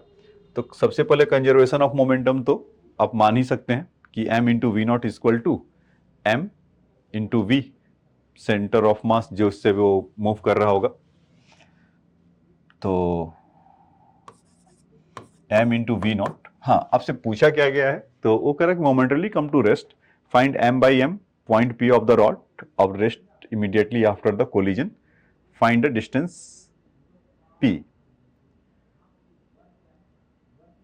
ठीक है, उसमें कह रहा है कि एक पॉइंट P है, वो उसमें आ जा रहा है, तो B पार्ट के लिए बाद में जाएंगे, पहले M बाई M उसके लिए देख लेते हैं कि M V नॉट ऐसा हो रहा होगा, और यहाँ से M इंटू V ऐसा कुछ होगा, तो V नॉट का वैल्यू कितना हो जाएगा, V का वैल्यू कितना हो जाएगा,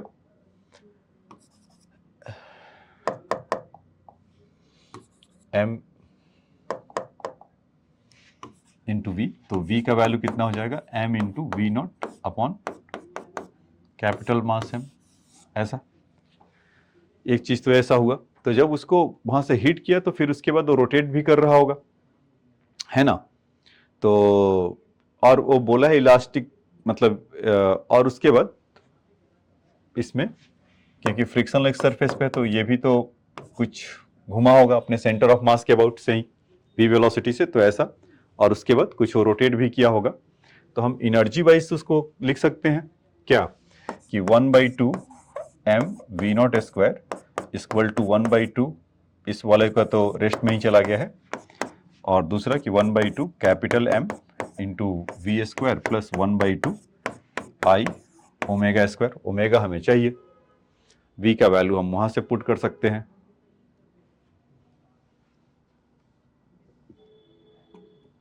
ठीक है, तो हम यहां से ये तो नहीं कह सकते ना कि v equal to omega r होगा बच्चों, ऐसा ये चीज अगर दिमाग में आ रहा तो निकाल दीजिए। क्यों?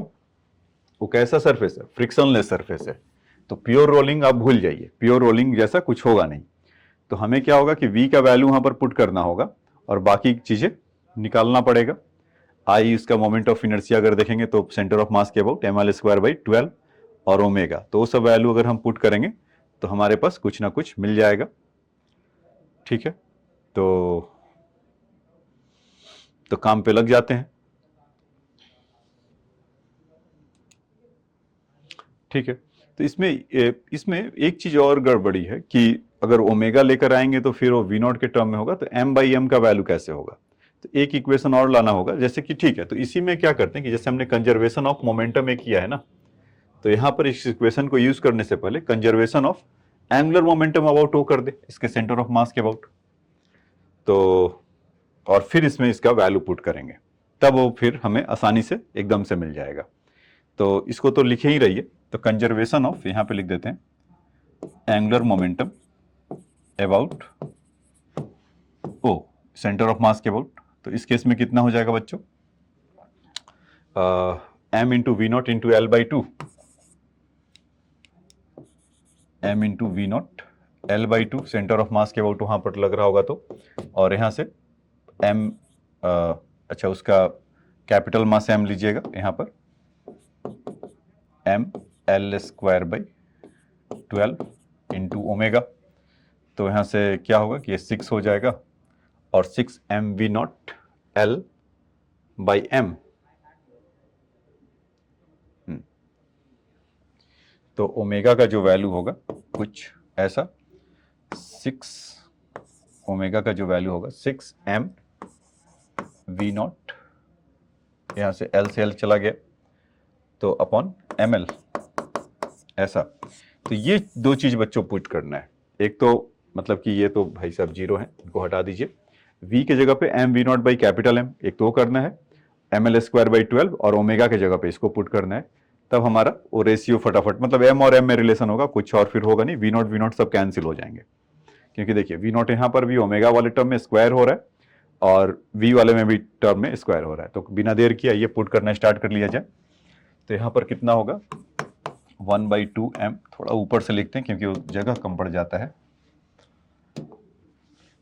1/2 m v not square equal to 1/2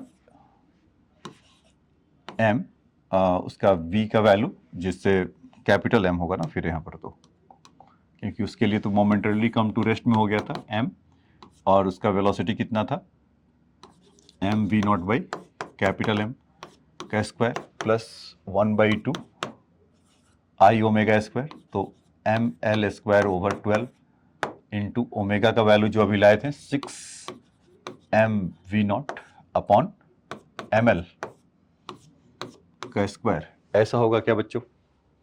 देखिए, तो पहले मुहूर्त में इसको हाफ को हटा लिया जाए, चलिए या एक बार और लिख के हटा देते हैं, तो 1/2 थोड़ा अच्छा लगेगा, फील आएगा कि हाँ सॉल्व किया है कुछ, तो 1/2 m into m² into v0² upon capital M² plus 1/2 ml² upon 12 into 36 m square v not square upon m square l square, ऐसा। तो देखिए, तो इसमें बहुत सारे लोग हैं। पहले तो हाफ हाफ हाफ, ये तो साफ हो गए। फिर उसके बाद एम, यहाँ से एम स्क्वायर है, यह ध्यान रखिएगा, और यहाँ से भी एम स्क्वायर है, ये हट जाएगा। फिर कैपिटल एम में एम और एम, और कैपिटल एम में ये एम और एम, ठीक। फिर यहाँ से कितना बचा, एल स्क्वायर को भी हटा दीजिए, ये सब कैंसिल हो गए। वी नॉट स्क्वायर, इनको भी यहाँ से हटा सकते हैं, वी नॉट स्क्वायर, ठीक। तो बचा क्या क्या, इधर तो बचा 1, ये तो क्लियर होगा बच्चों आपको। यहाँ पर खाली m बचा और m बचा, m बाई कैपिटल M। यहाँ पर क्या बचा, 12 3 जा, तो वहां पर भी m और कैपिटल M बचा, तो 3। अरे वाह, ये तो काफी आसानी से दे दिए। तो यहाँ से बच्चों ये कितना हो गया, 1 = 4 m बाई कैपिटल M। तो यहाँ से हम बोल सकते हैं ना कि m अपॉन कैपिटल M का जो वैल्यू था 1/4 था। तो इसी को इंटीजर टाइप क्वेश्चन में कर देगा, कैपिटल M बाई M कर देगा, तब बता दीजिए, तो 4 आएगा। तो आपका वहां से वो मिल सकता है। तो ये बात समझ में आया। यहाँ के बाद का तो बस वो कहानी था, कॉन्सेप्ट आपका असली मजा यहाँ पर था, कंजर्वेशन ऑफ एंगुलर मोमेंटम और कंजर्वेशन ऑफ मोमेंटम। एक से ओमेगा ले जाइए, ये इसलिए इतना ही अच्छा है क्योंकि फ्रिक्शनलेस है, तो फिर प्योर रोलिंग जैसा कुछ होगा नहीं। तो एक pure conservation of angular momentum का ही एप्लीकेशन है। कंजर्वेशन ऑफ मोमेंटम तो आप पहले से समझते आ ही रहे हैं, ठीक है बच्चों। तो इसको आप नोट डाउन कर लीजिए फटाफट, ठीक है। अब आ जाइए, अब इसके ये वाला भी आप लोग लिख ही सकते हैं, फटाक से जल्दी से लिख लीजिए बच्चों, ठीक है। पॉज करके भी आप लोग अपना काम कर सकते हैं। इसमें क्या कह रहा है कि a point P on the rod is the rest immediately after the collision, find the distance AP। तो इसमें क्या कह रहा है कि वो जो पॉइंट है अगर रेस्ट में अगर आ रहा है, तो मतलब इसके अबाउट अगर यहाँ पर अगर कोई बैठा हो, या कहीं भी वो पॉइंट हो सकता है, हमें नहीं पता, तो मान लेते हैं कोई आर्बिट्री पॉइंट P यहाँ पर हो, और जब वो रोटेट कर रहा होगा, मतलब या घुमा होगा या कुछ इस तरह का काम हो रहा होगा, तो ऐसा कर लेते हैं कि जब वो घूम रहा है, मतलब कि या यहाँ से जब इस तरह का कुछ बातें हो रहा है, यहाँ पर वो है, तो यहाँ पर कुछ P पॉइंट यहाँ पर है, तो D डिस्टेंस यहाँ पर मान लेते हैं कि नीचे की तरफ होगा, तो ओमेगा से ऐसे आ रहा होगा, घूम रहा होगा, और V से ऐसे जा रहा होगा। तो इन दोनों का जो आप देखेंगे कि जो रिलेटिव वेलोसिटी होगा, मतलब कि V = कुछ ओमेगा D ऐसा हो रहा होगा। तो V का वैल्यू हमें पता था m × V0 upon capital M, और ओमेगा का वैल्यू पता था 6 times of m × V0 upon capital M × L × D। तो रेस्ट में आने के लिए वो अपने आप आपका वैल्यू इसका वहां से प्योर, मतलब एक तरह से वो प्योर रोलिंग होगा। तो उस पॉइंट पर आप देखते थे ना कि जहां पर वो रोटेट करता है, तो जहां पर उस पॉइंट का होता था रिलेटिव वेलोसिटी 0 होता था, तो उससे हम इस बात को कह सकते हैं। तो m × V0 m कैंसिल हुआ, तो D का वैल्यू कितना आ गया बच्चों, L/6। तो पूछा था कि ये पॉइंट यहां पर है और P पॉइंट यहां पर है, तो पूछा है कि AP का डिस्टेंस बताइए, AP कितना होगा। तो AP आपका हो जाएगा क्या, L/2 प्लस L/6। तो इसको करेंगे तो 6, और यहां से कितना हो जाएगा 3, और यहां से 1/L, तो कितना हो जाएगा 4/6, मतलब 2/3L। तो पॉइंट कहां पर होगा, 2/3L पर होगा, ऐसा। तो इसको नोट डाउन कर लीजिए, ठीक है। अब देखिए इसका नेक्स्ट, इसमें क्या करें कि find the linear speed of the point P at a time T πL/3 V0 after the collision. तो ये तो उसमें find the linear speed of the point P, उसका P का स्पीड कितना होगा। तो उसको समझने के लिए तो कुछ खास वो नहीं है, क्योंकि वो V से तो मान लीजिए कि वो ऐसे गया हुआ है, और जो उसका होगा वेलोसिटी के लिए, और Vy से कुछ या इस डायरेक्शन में ही ऐसा मान लीजिए कि ऐसा हुआ होगा। तो बेसिकली आप देख लीजिए कि ये घूमा कितना है, तो घूमने से आपको एक आइडिया लग जाएगा कि वो किस डायरेक्शन में ऐसा आ रहा है, तो आपको और आसानी से समझ में आएगा। तो थीटा = क्या होता है, ओमेगा नॉट इंटू टी। तो टाइम इसीलिए वो दे भी रखा है, कह रहा है कि pi by L upon 3v0। तो क्योंकि वो तो एक्सलेरेशन जैसा कुछ होगा नहीं, क्योंकि फोर्स वगैरह तो कुछ लग नहीं रहा है। तो यहाँ पे कितना था, pi L upon 3v0, pi L upon 3v0 ये टाइम है। और ओमेगा का वैल्यू कितना आया था बच्चों, 6m v0 अपॉन, ठीक है, 6m v0 अपॉन, ना ये कैपिटल ML है,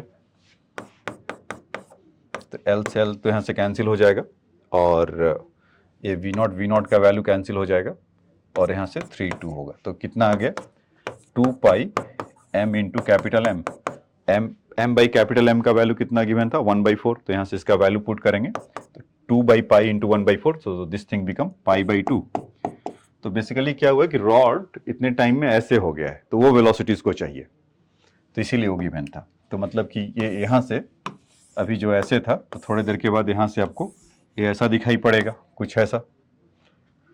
तो उस समय का जो इसका c का वैल्यू है वो तो होगा ही होगा, और जब वो गिर रहा होगा तो उस समय का वेलोसिटी कितना हुआ होगा, क्योंकि पॉइंट यहाँ से कहाँ था, L बाई, मतलब यहाँ से जब देखे थे L/6 था, तो L/6 वो अपने सेंटर ऑफ मास से वो गया होगा वापस यहाँ पर, ये वाला L/6, ठीक है। तो इसमें अगर VC का जो वैल्यू देखेंगे, जो सेंटर ऑफ मास वहां से आया था mv0 अपॉन कैपिटल M, तो यहाँ से C कितना हो जाएगा आपका, v0/4, और वेलोसिटी ऑफ, मतलब अगर इस तरह का अगर रोलिंग जैसा कुछ, रोलिंग तो नहीं मतलब घुमा जितना होगा, तो v इक्वल टू कितना हो जाएगा, मीन्स y डायरेक्शन में उस पॉइंट पर ओमेगा इंटू y। तो ओमेगा का वैल्यू कितना था, 6mv0 अपॉन, फिर से तो वही v0/4 ही आ जाएगा, क्योंकि वही तो चीज यहां पर निकाला था अभी, मतलब 1/4 है, तो mv0 upon capital M into L into L/6, क्योंकि y तो उतना ही जा रहा है, तो ये 6 से 6 कैंसिल हो जाएगा, 1/4 हो जाएगा, तो और L से L गया, तो v0/4 होगा। तो जो वेलोसिटी निकल कर आएगा रिजल्टेंट, मतलब कि इसका कि सेंटर ऑफ मास से, मतलब ये तो लीनियर इसका इधर जा रहा होगा और घूमने के चलते वो नीचे की तरफ होगा, तो रिजल्टेंट वेलोसिटी कुछ ऐसा होगा। तो v रिजल्टेंट इक्वल टू हम बोल सकते हैं कि v0/4 v0/4 का स्क्वायर, और अभी ये जो आया v0²/4 का स्क्वायर। तो यहां से आप देखेंगे कि v0 बाहर आ जाएगा, और यहाँ से √2 छोड़ते हुए जाएगा, तो यहाँ से v0 इक्वल टू 2√2 मीटर पर सेकेंड, या इतना रिलेटिव वेलोसिटी होगा, ठीक है। तो ये आपका ऐसा बनेगा। तो इसमें आप चाहें तो इसको लिख सकते हैं कि पूछा है कितना वेलोसिटी होगा, ठीक है बच्चों। तो आप इसको नोट डाउन कर लीजिएगा, या हट जाता हूँ 2 सेकंड के लिए, तो आप पॉज कर लीजिए, पॉज करके इसको लिख लीजिए। देखिए अभी तक जितने भी हो सकते थे कॉन्सेप्ट, जो भी कुछ छूटा भटका था या कुछ रह गया था डिफरेंट टाइप के, तो रोटेशनल के हमने 100 से भी ऊपर क्वेश्चन किए होंगे, या हाँ 100 से भी ऊपर क्वेश्चन किए होंगे। तो उसमें जितने भी कोशिश किया गया आपको समेट के लाया गया। तो इस लेक्चर में आपको जब भी रिवीजन करना हो यहाँ से आप चले जाइए। नेक्स्ट लेक्चर में जब हम लोग मिलेंगे तो SC वर्मा का पूरा जितना भी क्वेश्चन है उसको सॉल्व करेंगे, तो आपका एकदम से परफेक्ट हो जाएगा। तो जब भी कभी रोटेशनल में आप जब देखेंगे, ये अब मेरा आपका वादा है। हाँ, एक काम और करिएगा मिस मीन टाइम में, कि अब देखने के बाद आप अभी डायरेक्ट मत देखना चालू कर दीजिएगा उसका SC वर्मा का सॉल्यूशन, आप खुद से उसको आप करिए। और सॉल्यूशन तो कहना गलत होगा, एक्सप्लेनेशन आप एकदम से मत देखिएगा। यहाँ से जब हो जाए, मतलब कि जब यहाँ से जब आप खत्म कर लें पूरा यहाँ तक का लेक्चर, तब जाकर आप SC वर्मा बुक से सॉल्व करिए, तो आप देखेंगे कि most of the question you can able to do that. फिर भी अगर प्रॉब्लम है तो तब जाकर देखिए, तब आप मतलब एक्चुअल में सीखेंगे। और इसी तरह का क्वेश्चन आएगा तो उसमें आप देखेंगे कि 70-80% तक क्वेश्चन आपसे आसानी से बन जाएगा। जो भी कुछ थोड़ा बहुत होंगे टिपिकल टाइप के, तो मैं आपको एक्सप्लेन करूंगा ही इधर। तो ठीक है, तो आज के लेक्चर में इतना ही। नेक्स्ट लेक्चर में जब मिलेंगे तो SC वर्मा बुक के साथ और आएंगे। ठीक है, थैंक्स फॉर योर टाइम।